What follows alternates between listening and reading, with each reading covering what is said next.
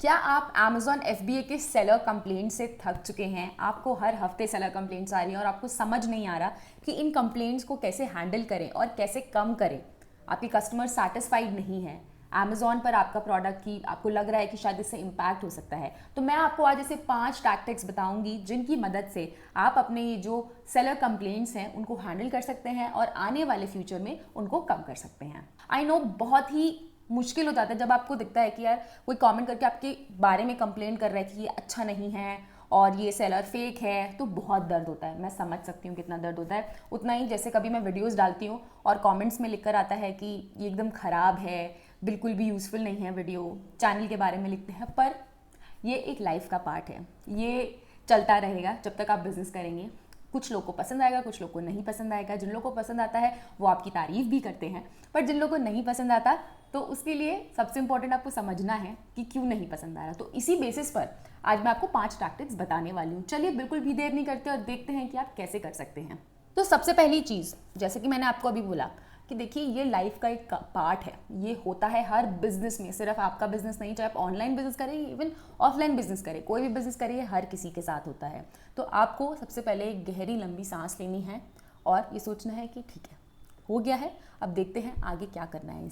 इसके बारे में जानते हैं और इसको रिजॉल्व करते हैं। आपको पैनिक नहीं होना है, बिल्कुल भी से डरना नहीं कि कैसे कंप्लेंट आ गई, मेरा अकाउंट तो नहीं हैक हो जाएगा, ये तो नहीं हो जाएगा, मैं आगे अमेजोन पे बेच पाऊंगा नहीं बेच पाऊंगा। कुछ नहीं, ऐसा कुछ नहीं होता, ये कॉमन है। आपको आराम से बैठ के पहले कंप्लेंट जो है वो पूरी पढ़नी है। एग्जैक्टली कंप्लेंट क्या है, क्यों है, उस कंप्लेंट को, एक एक वर्ड को आप आराम से डिटेल में 1 बार 2 बार 3 बार 4 बार 5 बार, जितनी बारी भी, जब तक आपको एग्जैक्टली पता ना चल जाए कि प्रॉब्लम क्या है, उसको पढ़ते रहिए। अभी देखिए ये पहला स्टेप मैंने आपको बताया। दूसरा, अब आपने कस्टमर की कंप्लेंट पढ़ ली क्या है। अब उसके बाद आपको क्या करना है, आपको जब आप रिस्पॉन्ड करेंगे, जब आपके खिलाफ कोई कंप्लेंट आई है तो आपको उसके बारे में उसको जस्टिफिकेशन देना होगा। तो आप सबसे पहले तो अपना जो आपका टोनालिटी है, आपकी जो आवाज़ है वो पोलाइट होनी चाहिए, प्रोफेशनल लगनी चाहिए। ये नहीं कि जी किसी की कंप्लेंट आई और आप गुस्से में बात करने चले गए, नहीं। चाहे अगर आप मैसेज पर रिप्लाई कर रहे हैं, फ़ोन पर बात कर रहे हैं, कैसे भी है, आपको बहुत ही आराम से और प्यार से बात करनी है, ठीक है। उसको पहले और बात करने में आपको ये जो मैं आपको मेथड बता रही हूँ वो आपको फॉलो करना है। आपको बात करते टाइम पे सबसे पहले आपको सुनना है। 5 मिनट तक आपको सिर्फ ये पूछना है कि क्या प्रॉब्लम है एग्जैक्टली, और 5 मिनट तक सिर्फ जो कंप्लेंट आई है उसके बारे में सुनना है।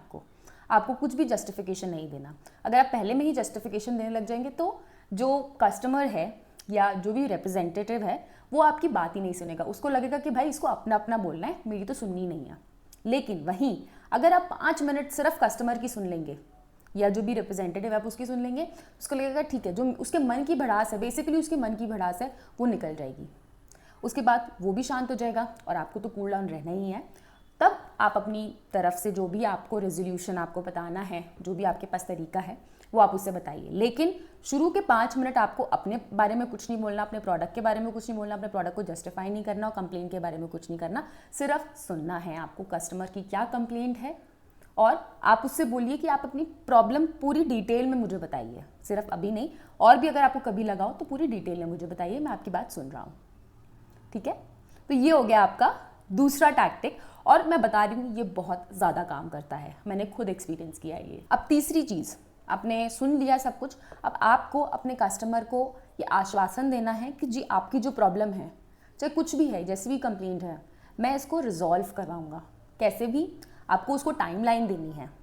आपको बताना, आपको ये नहीं कि मैं करवाऊंगा और करके छोड़ दिया फिर वो वेट कर रहा है, नहीं।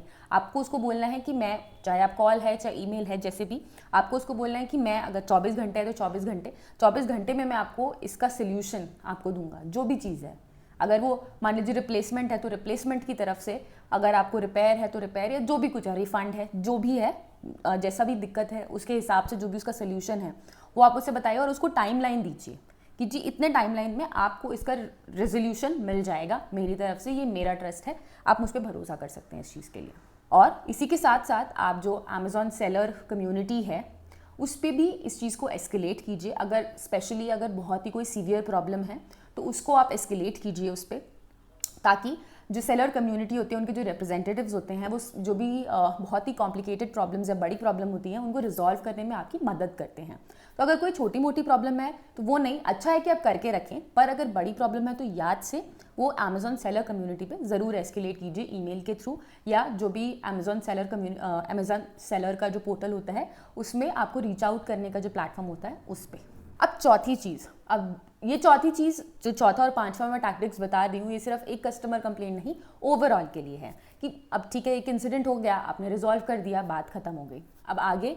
बट अगर आपके पास कॉन्स्टेंटली कंप्लेंट्स आ रही हैं, हाँ, आपको बार बार आपको दिक्कत हो रही है, आपको समझ नहीं आ रहा क्या है, तो आपको क्या करना है, आपके पास जितनी कंप्लेंट्स आई हैं उन सब को एक साथ लेकर बैठना है। चाहे तो अगर आप पेपर पे लिखना चाहें अपने पेपर पे लिख लीजिए सारी कंप्लेंट्स जितनी हैं, नहीं तो अगर आपको डॉक्यूमेंट करना है अपना एक्सेल शीट में करना है या आपके कंप्यूटर में कहीं पर लिखना है, आप सारी प्रॉब्लम्स जितनी भी है एक एक करके जितनी प्रॉब्लम्स आई हैं पिछले 3 महीने में, 6 महीने में, जितना भी आप टाइम लेना चाहते हैं 3 से 6 महीने का टाइम लीजिए ताकि आपको एग्जैक्टली अच्छा नंबर मिल पाए और अच्छी तरीके से आप एनालाइज कर पाएँ।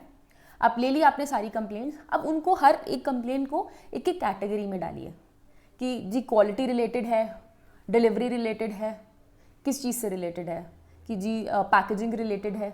आपके पास जब एक बारी कैटेगरी हो जाएगी फिर आप चेक कीजिए कि कौन कौन सी कैटेगरीज हैं जिसमें सबसे ज़्यादा आपके पास कंप्लेंट आ रही हैं।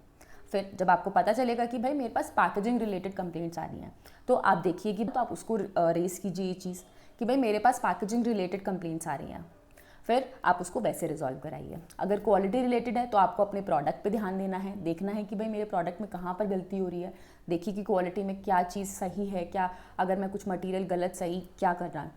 तो इस तरीके से आप एनालाइज कीजिए कि कौन से जो कंप्लेंट्स हैं वो किस कैटेगरी में बिलोंग करती है और फिर उस कैटेगरी के लिए आप सॉल्व कीजिए। और पांचवी चीज़ जो सबसे इंपॉर्टेंट है, जब भी आप तो अमेज़ॉन बहुत बड़ा है, जब भी आप अमेज़ॉन पे बेचते हैं उसके बहुत सारे रूल्स रेगुलेशंस हैं और हर टाइम बदलते रहते हैं, अपडेट होता रहता है। तो मैं आपको रेकमेंड करूंगी कि जो अमेज़ॉन यूनिवर्सिटी है, सेलर यूनिवर्सिटी होती है, वहाँ पे सब चीज़ों की अच्छे से एजुकेशन आर्टिकल्स दिए हुए हैं आपके पढ़ने के लिए।